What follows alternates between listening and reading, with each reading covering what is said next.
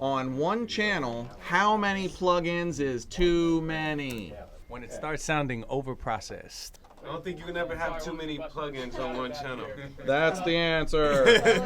That is the You can never correct have too many plugins answer. on one channel, man. And when your computer starts stopping. Then you gotta get a new computer. Well, you can freeze, so You're right. And if you run out of, then you bust that track to an aux and add more plugins if those 10 slots aren't enough.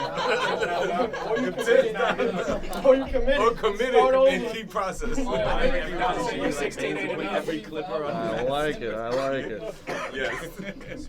Well, here's how many plugins I think are enough. Basically, like I've shown this to a bunch of young mixers. When they'll show me their mixes and I see like just a stack of plugins on, especially the lead vocal, and the lead vocal still sounds like shit. I'm like, okay, here's what we're gonna do. We're gonna duplicate this track, and we're gonna remove all of the plugins off of this track, and we are gonna mute your plugin track, and we are gonna start again from scratch, ready to go. And almost always, they come up with something better and more cohesive faster. And there's just a tendency to do too much.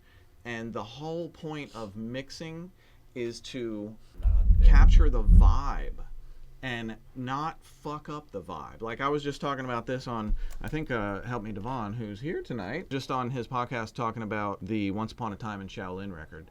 And the toughest thing about mixing the Once Upon a Time in Shaolin record, it was all analog mix, was not doing too much. Everything that you would do to make it sound like a mix took away from the vibe. You always got to be conscious of the song you're mixing and only do what's right for the song, but if it needs 10 plugins, use 10 plugins.